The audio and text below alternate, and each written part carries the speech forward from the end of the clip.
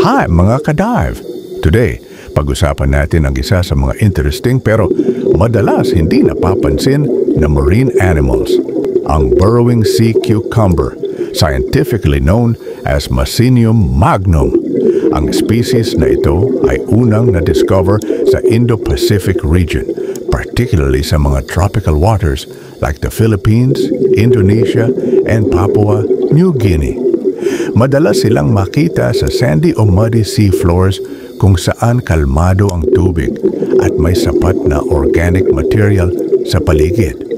Pero ayun nga, bihira mo silang makita agad kasi mahilig silang magtago sa ilalim ng buhangin. So bakit nga ba sila nagbaburrow? Ginagawa nila ito for protection, laban sa predators at para makaiwas din sa strong currents.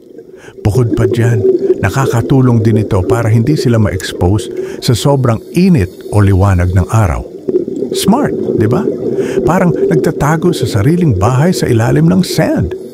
Pagdating naman sa pagkain, itong Mycenium magnum ay detritivore, meaning kumakain sila ng organic matter at microorganisms na nasa buhangin.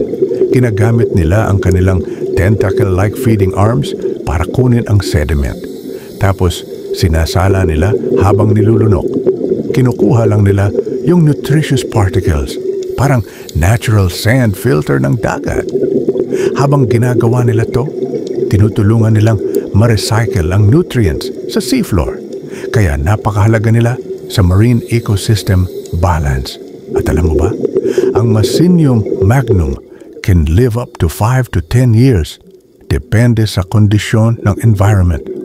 At just like other sea cucumbers, kaya rin nilang mag-regenerate ng mga naputol na body parts. Amazing survival ability, right? So next time you're diving and see a patch of sand na biglang gumagalaw, huwag mo agad isipin na crab o eel yan. Baka si Mycenium magnum na pala yan, silently cleaning the ocean floor. Kaya salute tayo sa ating burrowing sea cucumber. Tahimik pero napaka-importante sa kalinisan at balanse ng ating karagatan. Salamat mga anak at mga apo sa pag-like at pag-share sa video na ito.